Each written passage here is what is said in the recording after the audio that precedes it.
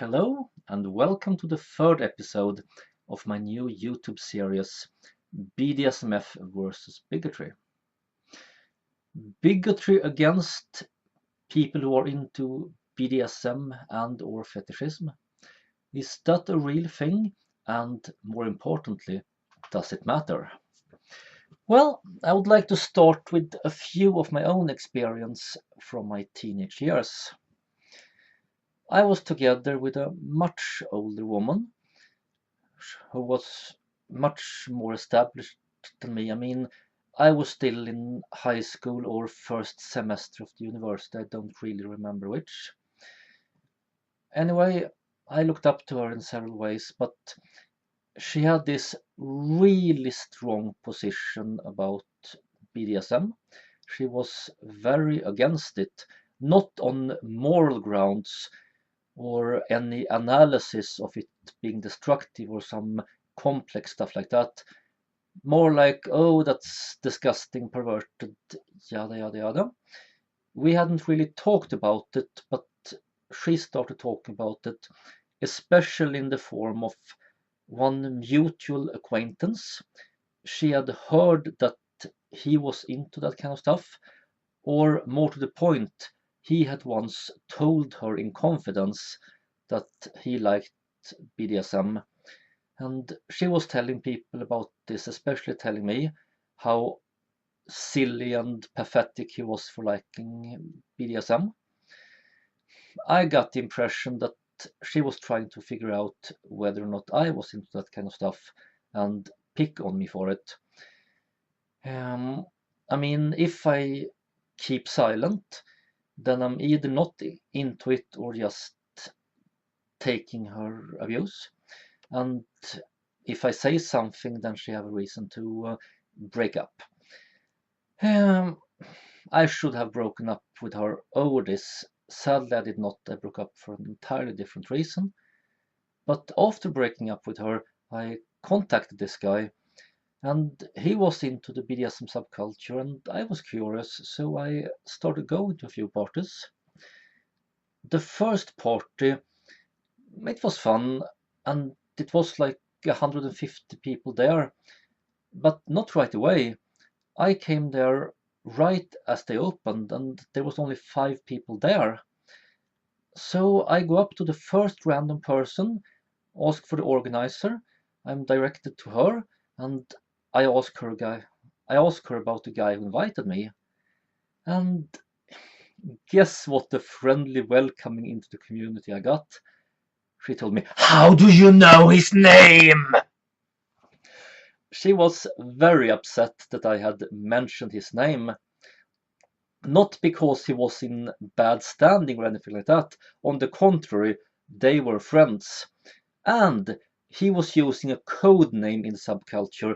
No one was supposed to know his real name because then people might find out that he's into BDSM and this might ruin his life. Well, I was 19 and everybody else was like 30 or 40 or older than that. And pretty much everyone was scared and ashamed. They were feeling abnormal. What would what would people say if they found out? All that kind of stuff. The same basic thing as we have seen in the gay subculture a few decades earlier. The same stigma, the same shame, the same bullshit. Risk of losing jobs, friends, family, being stigmatized, and having internalized the stigma, feeling worthless, feeling abnormal, all that kind of stuff. Another party I went to, I mean, what I just said, it was not about the first part, it was about all the parties. But one of them, after a few months, we got attacked by neo-Nazis. They tried to murder us all. Um, Not a big scene or anything. They just tried some arsoning and yeah, just putting the house on fire and run away like the cowards they are. Well, I helped putting out the fire, but I was furious and I wanted us to strike back, not in some juvenile street justice kind of thing, not trying to track down the Nazis or self or any bullshit like that. No, I wanted us to contact the police, the civil society groups, and the press in that order. And everybody thought that I was an idiot, and they were right. I had this stupid little delusion that society works, that society take care of people. Of course, that only works for those who are accepted by society. A stigmatized group don't have that kind of luxury. Um, the people at the party told me that if we called the police, they would just laugh about the incident and harass us about it. Same thing with the press, and civil society wouldn't care either. And in retrospect, I'm pretty sure that they were right. I don't think it would be like that today. I am sure that it would not be that way today because things have changed since then. But this is back in my youth when I was still a teenager, and it was a long time remaining until the social services removed this official stigma. I mean, until only a few years ago, social services had it in their official documents that if you're into BDSM, fetishism, or transvestism, then you are a sick person. They removed that in 1st of January 2009. And I'm talking about the 90s here. Things were quite a bit worse then. As a teenager, I was a political activist already, and I was involved in fighting for the rights of homosexuals, the rights of women, the rights of immigrants, and so on. But there were no groups for fighting for the rights of sadomasochists and fetishists.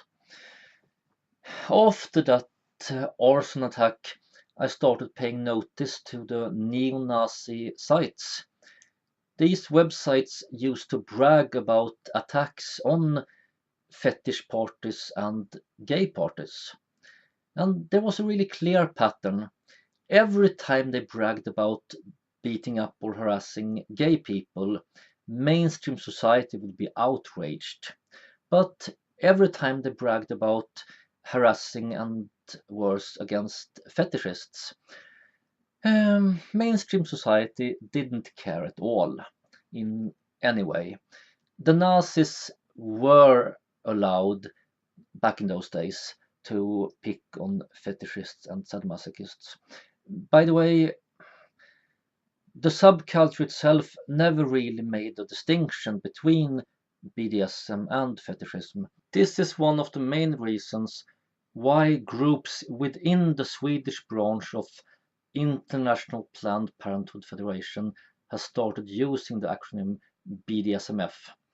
Another reason is that some fetishists felt excluded, and rightfully so, that all the talk was about BDSM all the time, and bigotry and prejudice against fetishism as such is as much of a problem.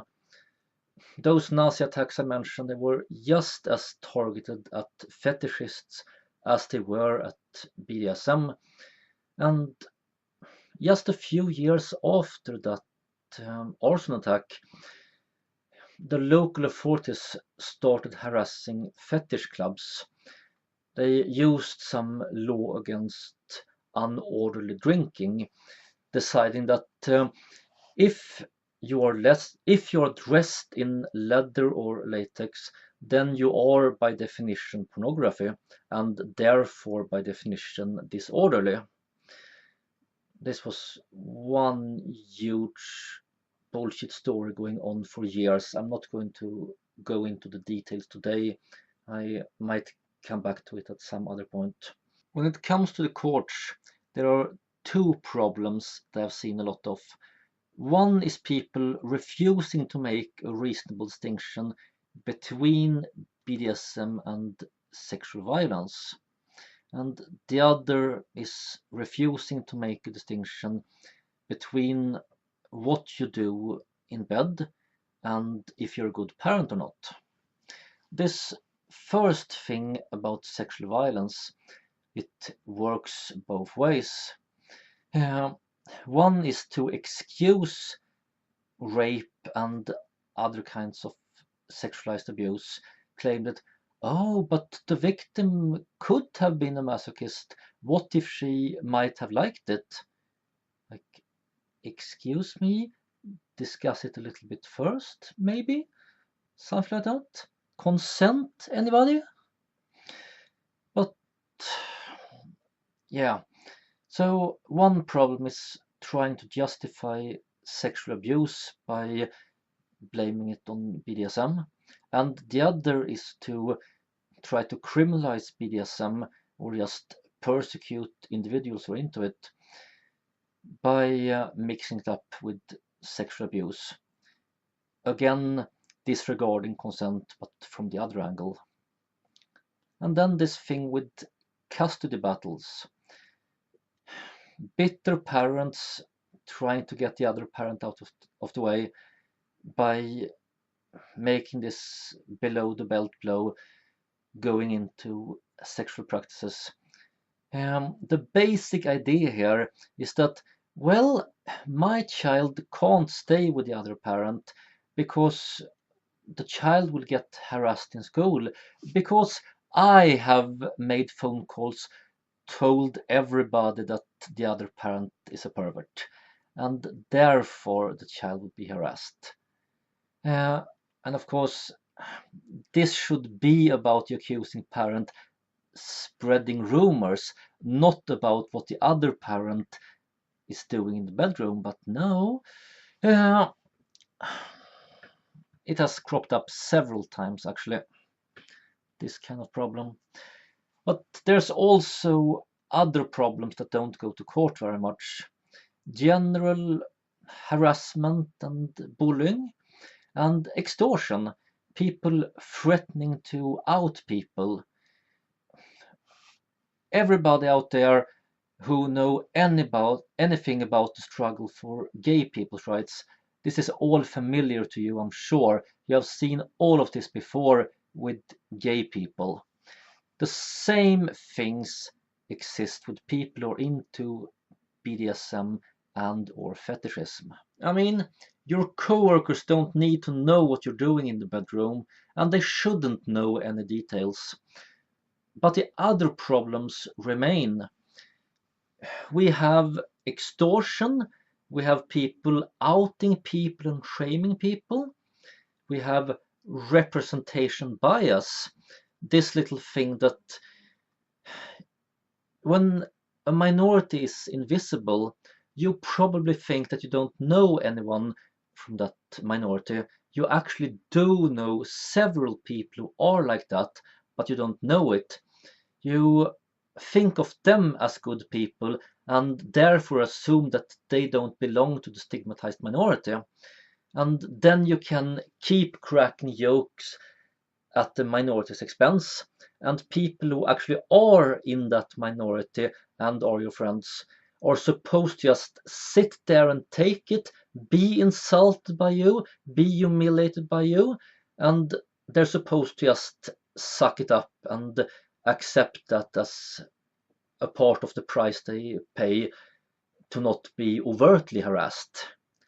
Not a fun way to live for anyone, regardless of what categorization of people is used for this bullshit. So, uh, I'm I've probably established to you by now that yes, uh, bigotry and so on against people who are into BDSMF, it does exist. And well, you will just have to take my word for it that it is a widespread phenomenon. Um, we don't have much statistics on it because it's a stigmatized minority. But the problem does exist, which brings us to the other issue. Does it matter? Do people have a moral right to not be treated like this? Well, there are different schools of thought on this. The school of thought I'm following, that's human rights, as expressed by the Universal Declaration of Human Rights. It says that everybody are equal, all humans are equal, without distinctions such as, and then we have gender, race, etc. It doesn't say that, oh, this particular distinctions are not made, but you can hate people for any bullshit reason you make up. That is not what it says. The way I view it, categorization of people is unavoidable, but it's also problematic. We need to watch out so it doesn't sour into categorism, which is my catch-all term for the focuses, which are racism, sexism, homophobia, and so on. The facets, which are prejudice, discrimination, bigotry, marginalization, and so on.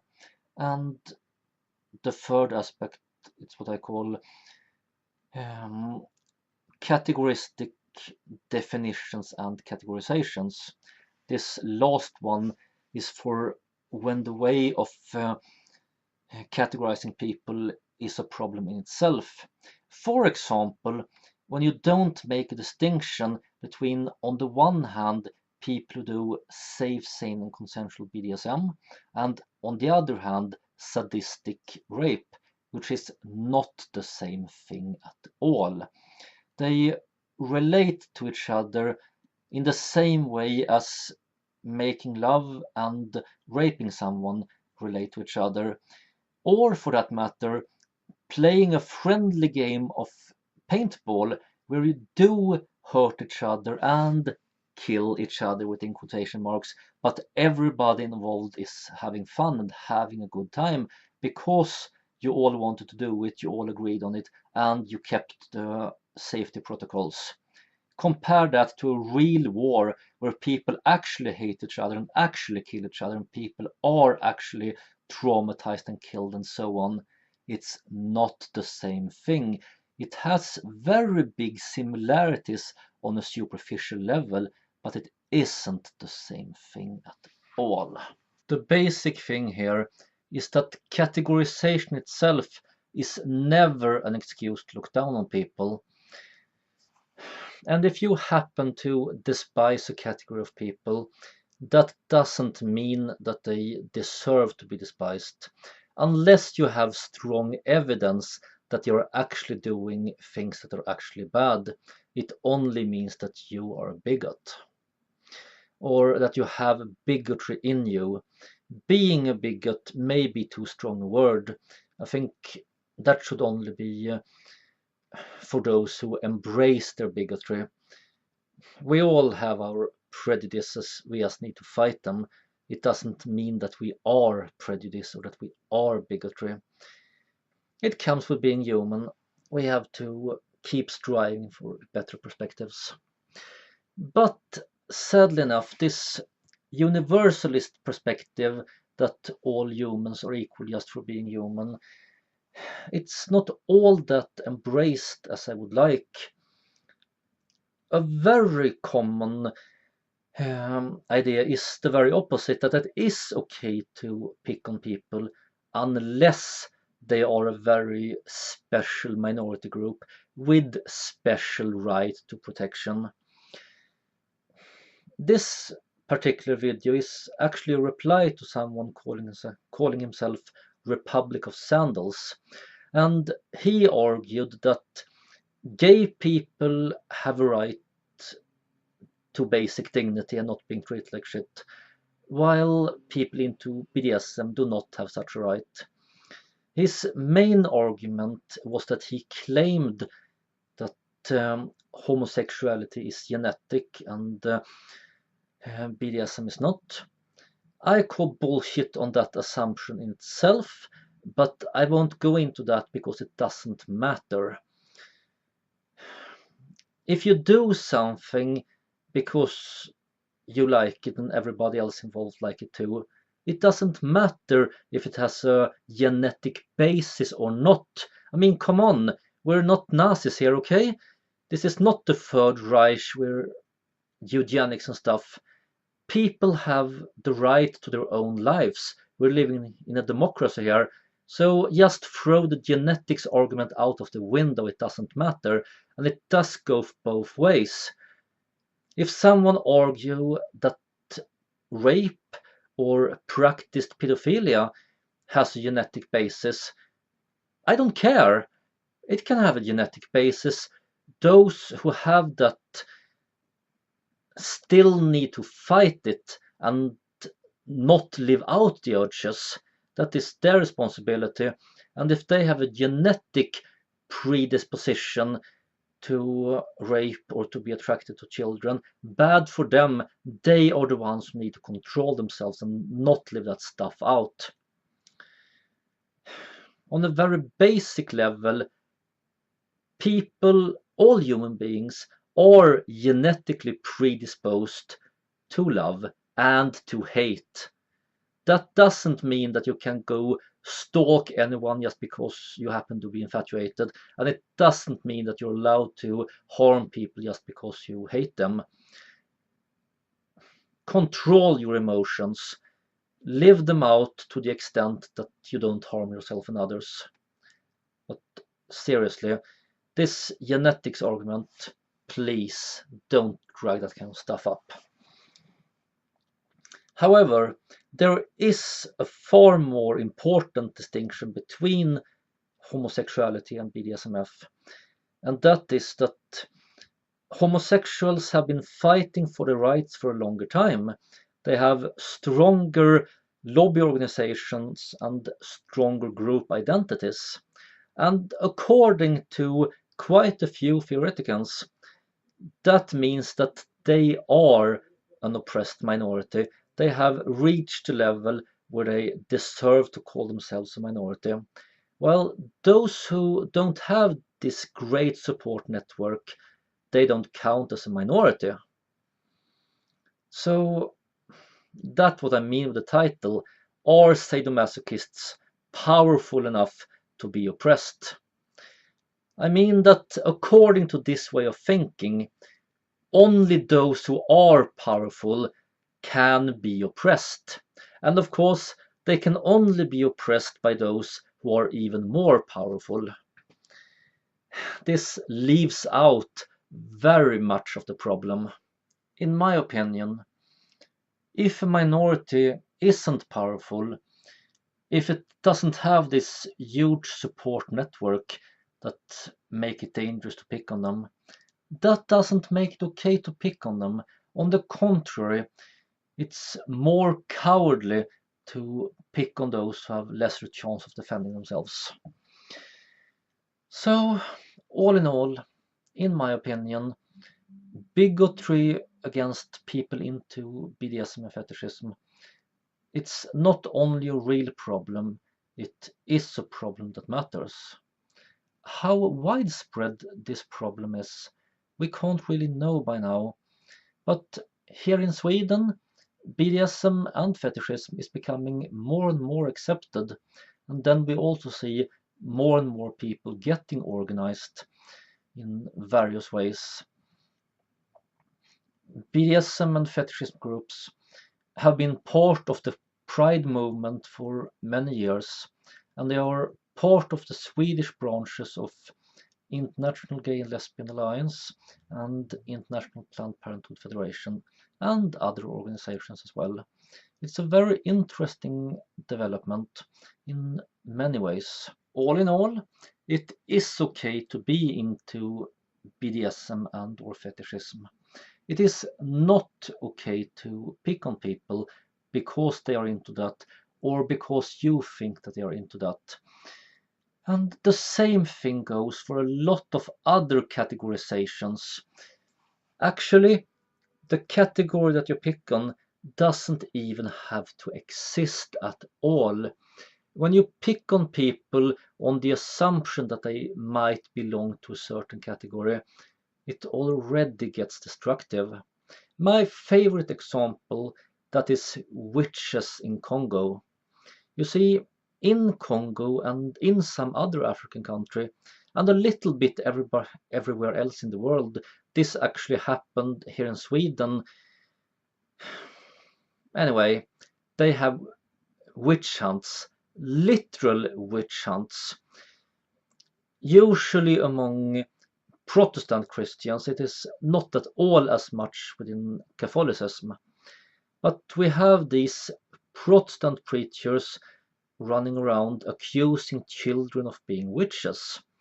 And then they torture these kids and in some cases eventually murder them. And as far as I'm concerned, witches don't even exist. But categorism against witches, that is a real problem.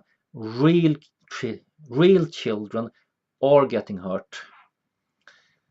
The basic thing is that we are all humans, and it is not okay to pick on people unless you have strong evidence that it is justified and needed.